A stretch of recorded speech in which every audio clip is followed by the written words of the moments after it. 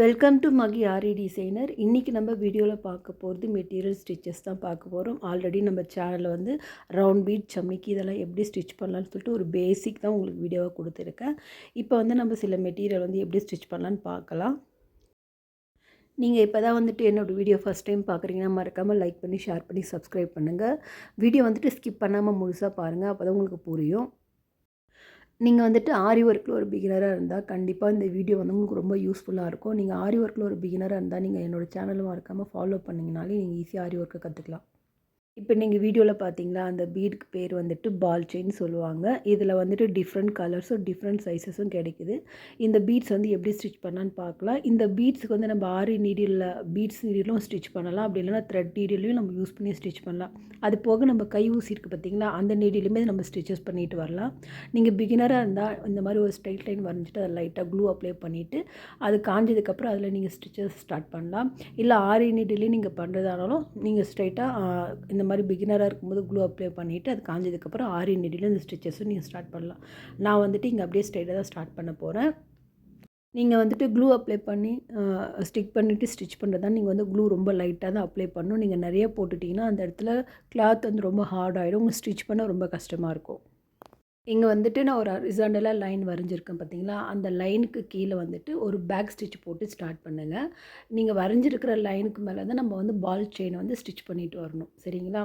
இந்த மாதிரி நம்ம வரைஞ்சிருக்கிற லைன் கொண்டு வந்து வச்சுட்டு ஃபஸ்ட்டு 2 பாலுக்கு நடுவில் ஒரு ஜாயிண்ட் இருக்குது பார்த்தீங்களா, அங்கே தான் நம்ம ஸ்டிச்சஸ் போட்டு வருவோம். இந்த மாதிரி நம்ம வரைஞ்சிருக்கிற லைனுக்கு மேலே வச்சுட்டு லைனுக்கு மேலே சைடில் வந்து ஸ்டிச்சஸ் போடணும். இந்த இடத்துல ஸ்டிச் போடணும். இங்கே வந்து ஒரு செயின் போட்டு முடிச்சுட்டு அடுத்ததாக அடுத்த இருக்கிற பாலுக்கும் 2 பால் இருக்குது பார்த்தீங்களா, அதுக்கு இடையில் இருக்கிற ஜாயிண்ட்டில் தான் நம்ம ஸ்டிச்சஸ் போடணும். ஃபஸ்ட்டு ஒரு 4 ஸ்டெப்புக்கு வந்து நீங்கள் ஸ்டிச்சஸ் போடும்போது கொஞ்சம் கஷ்டமாக தான் இருக்கும்.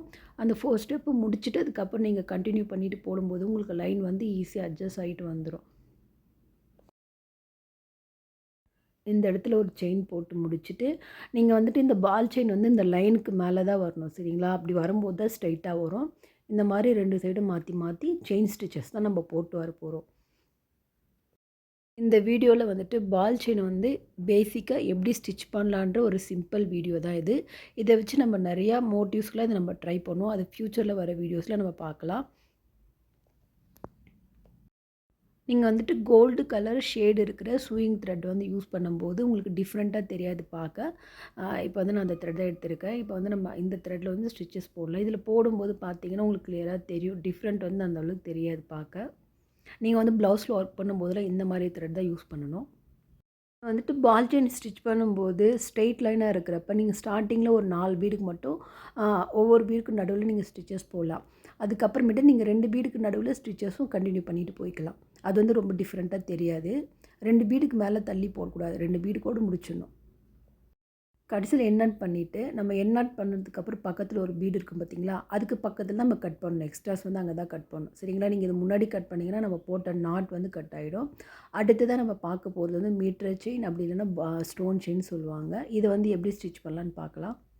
இந்த ஸ்டோன் செயினில் வந்துட்டு டிஃப்ரெண்ட் கலர்ஸும் டிஃப்ரெண்ட் சைஸஸும் அவைலபிளாக இருக்குது. இதில் வந்துட்டு பேர்ல் வச்சு நம்மளுக்கு கிடைக்கும், சரிங்களா?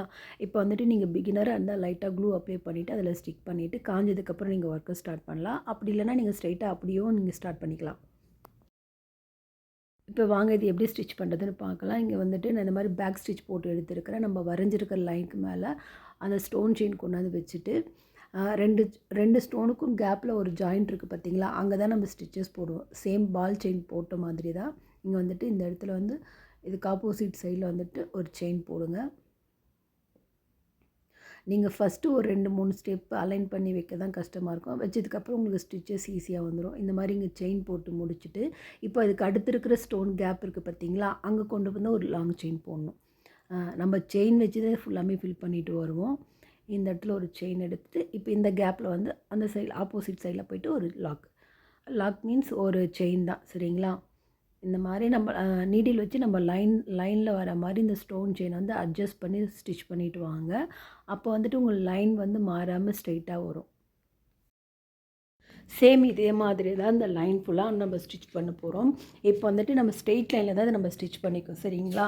இது வந்து மோட்டிவ்ஸில் நெக் லைனில் எந்த மாதிரி நம்ம யூஸ் பண்ணலான்னு சொல்லிட்டு நம்ம அடுத்தடுத்து வர வீடியோஸில் பார்க்கலாம். நம்ம வந்துட்டு முடிக்கும்போது எண்ணாட் பண்ணி முடிச்சுட்டு நம்ம வந்துட்டு நாட் பண்ணிவிட்டு அதுக்கு அடுத்து இருக்கிற ஸ்டோனுக்கு பக்கத்தில் தான் நம்ம கட் பண்ணுவோம். சரிங்களா? இங்கே நாட் பண்ணியிருக்கிறோம். ஆனால் நம்ம வந்து எக்ஸ்ட்ராஸ் வந்து இது பக்கத்தில் தான் நம்ம கட் பண்ணுவோம். இந்த இடத்துல நம்ம கட் பண்ணி அந்த எக்ஸ்ட்ராஸை கட் பண்ணிவிட்டு இந்த இடத்துல கட் பண்ணி முடிச்சுட்டு இப்போ கட் பண்ணி முடிச்சதுக்கப்புறம் இந்த ஸ்டோன் வந்து லைட்டாக மூவ் ஆகும், தெரியுதுங்களா? இந்த மாதிரி ஸ்டார்ட் பண்ணியிருக்கோம் பார்த்தீங்களா, அங்கேயுமே மூவ் ஆகும், இந்த எண்டிங்லேயும் மூவ் ஆகும். இங்கே வந்துட்டு இந்த மாதிரி லைட்டாக அந்த ஸ்டோன் வந்து தூக்கிட்டு லைட்டாக க்ளூ அப்ளை பண்ணிட்டீங்கன்னா உங்களுக்கு அது மூவ் ஆகாது. நீங்கள் வந்து அந்த ஸ்டோனை வந்து தூக்கிறதுக்கு நீடில் வச்சு பண்ணாதீங்க, கை வச்சே பண்ணுங்கள். நான் வீடியோக்காக அந்த மாதிரி பண்ணிட்டேன். கை வச்சு பண்ணும்போது உங்களுக்கு வீடியோவில் கிளியராக தெரியல, அதனால் நான் வந்துட்டு நீடில் வச்சு பண்ணியிருக்கேன். சரிங்களா? நீடில் வந்து க்ளூ அப்ளை ஆனால் ஸ்டிச்சஸ் போட முடியாது, ரொம்ப கஷ்டமாக இருக்கும். அடுத்து தான் நம்ம பார்க்க போகிற ஸ்டிச் வந்து இந்த மாதிரி ஷேப் இருக்கிற பீட் ஸ்டிச் எப்படி பண்ணலான்னு பார்க்கலாம். பீடும் வந்துட்டு பஞ்சிங் பீட்ஸ் தான். இதில் வந்துட்டு இதே மாதிரி த்ரெட்டில் டைரெக்டாக நம்ம லோட் பண்ணிக்கலாம். இதில் வந்து சில டைமில் வந்து டைரெக்ஷன் மாறி இருக்கும், இந்த பீட்ஸோட டைரெக்ஷன் வந்து மாறி இருக்கும். அப்போ வந்து நீங்கள் ஃபுல்லாக எடுத்து தான் கோத்து பண்ணுற மாதிரி இருக்கும். இந்த பீடு வந்து எப்படி ஸ்டிச் பண்ணலான்னு பார்க்கலாம். சேம் ரவுண்ட் பீடு எப்படி ஸ்டிச் பண்ணுமோ அதே மாதிரி தான் இந்த பீடும் நம்ம ஸ்டிச் பண்ணிட்டு வருவோம். இதில் என்னென்னா ஃபஸ்ட்டு பீடு எந்த டைரெக்ஷன் வச்சு ஸ்ட்ரெயிட் லைனில் ஒர்க் பண்ணுறோமோ சேம் அதே மாதிரி தான் நம்ம போட்டு வரணும். இங்கே வந்து சாம்பிளுக்கு நான் 2 பீடை வச்சு ஸ்டிச் பண்ணி காட்டியிருக்கேன். இது வச்சு எப்படி மோட்டிவ்ஸ் போடலான்னு ஒரு சின்ன ஸ்டிச்சஸ் பார்க்கலாம். பீட்ஸ் வந்து லோட் பண்ணிவிட்டு இங்கே வந்து ஒரு லாங் செயின். இப்போ வந்துட்டு நான் ஒரு ரவுண்ட் ஷேப்பில் இருக்க பேர்ல் பீடு இந்த இடத்துல ஸ்டிச் பண்ண போகிறேன்.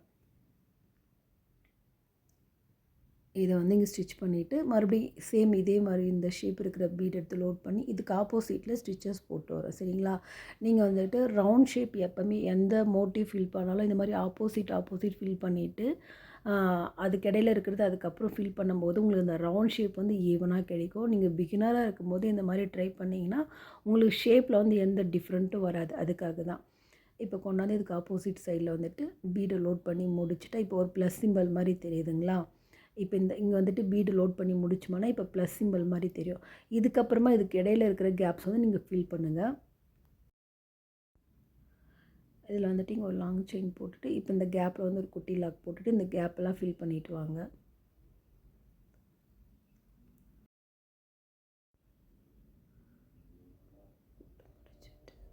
அடுத்த கேப்பில் போய்ட்டு ஒரு குட்டி லாக் செயின் போட்டுட்டு அங்கேருந்து ஒரு பீட் லோட் பண்ணி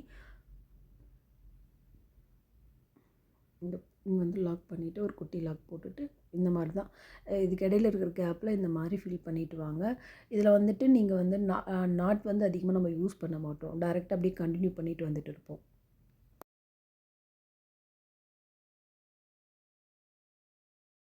இப்போ இந்த பீடு லோட் பண்ணி ஸ்டிச் பண்ணுற பார்த்தீங்களா, இந்த இடத்துலேருந்து எண்ட் பண்ணி கட் பண்ணிவிடுங்க. இது வந்து ஒரு சிம்பிளான பீட்ஸ் வச்சு போடுற ஒரு மோட்டிவ்ஸ் தான். சரிங்களா? இது வந்து பிகினர் வந்து இந்த மாதிரி ட்ரை பண்ணுங்கள், ரொம்ப ஈஸியாக இருக்கும். இப்போ நீங்கள் ஸ்க்ரீனில் பார்க்குறீங்க பார்த்தீங்களா, இதோட பேர் வந்து சக்ரி. இதில் வந்து டிஃப்ரெண்ட் ஷேப்ஸும் டிஃப்ரெண்ட் சைஸஸ் இருக்குது. நான் வந்து என்கிட்ட இருக்கிற ஷேப் மட்டும் சிலது உங்களுக்கு காட்டுறேன். இதில் வந்துட்டு நம்ம எப்படி சம்மிக்கு ஸ்டிச் பண்ணுமோ சேம் அதே மாதிரி ஸ்டிச் பண்ணி முடிச்சுட்டு நான் அந்த ஹோல்ஸில் வந்து க்ளூ அப்ளை பண்ணிவிட்டு இந்த மாதிரி ஜர்க்கன் ஸ்டோன் இருக்குது பார்த்தீங்களா, அதை வந்து ஸ்டிக் பண்ணி முடிச்சிடணும். நீங்கள் வந்துட்டு கோல்டு கலரில் ஸ்டோன் பேஸ் எடுக்கிறப்ப நீங்கள் அப்போ கோல்டு கலர் ஸ்டோன் தான் நீங்கள் அதில் ஸ்டிக் பண்ணணும். சப்போஸ் நீங்கள் சில்வர் காப்பர் இல்லை மற்றபடி வேறு ஏதாச்சும் கலர் இருந்தால் நீங்கள் அதுக்கேற்ற மாதிரி தான் நீங்கள் வந்து ஜர்க்கன் ஸ்டோன் வந்து ஸ்டிக் பண்ணணும். அதில் சேம் நம்ம சமிக்கி எப்படி ஸ்டிச் பண்ணுமோ அதே மெத்தடில் தான் சக்ரீஸும் நம்ம ஸ்டிச் பண்ணுவோம். ஃபஸ்ட்டு ஒரு பேக் ஸ்டிச்சு போட்டு எடுத்துகிட்டு அப்புறம் சக்கரிக்குள்ளே வந்துட்டு ஒரு செயின் போட்டு மறுபடியும் அதுக்குள்ளேயே இன்னொரு செயின் போட்டுட்டு அதுக்கப்புறமா தான் நம்ம ஆப்போசிட் சைடில் சக்கரிக்கு அங்கே ஒரு செயின் போட்டு முடிக்கணும். இந்த மாதிரி தான் போட்டு முடிச்சுட்டு அந்த கேப்பில் வந்து க்ளூ அப்ளை பண்ணிவிட்டு அதில் வந்துட்டு நம்ம ஜர்க்கன் ஸ்டோன் வந்து ஸ்டிக் பண்ணணும். அடுத்து தான் நம்ம யூஸ் பண்ண போகிற மெட்டீரியல் வந்து கட் பீட், டியூப் பீட், அப்படி இல்லைனா கர்தானா.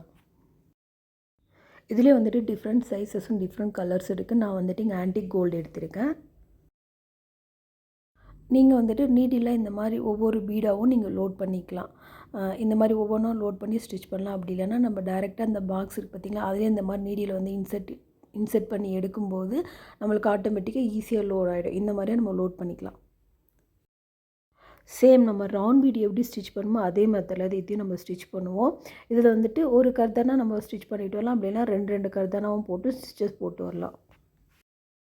இந்த வீடியோ உங்களுக்கு பிடிச்சிருந்தால் மறக்காமல் லைக் பண்ணி ஷேர் பண்ணி சப்ஸ்கிரைப் பண்ணுங்கள். உங்களுக்கு தெரிஞ்ச யாராச்சும் ஆரி ஒர்க்கு கற்றுக்க ஆசையாக இருக்காங்கன்னா அவங்களுக்கு கண்டிப்பாக இந்த வீடியோஸ் வந்து ஷேர் பண்ணுங்கள்.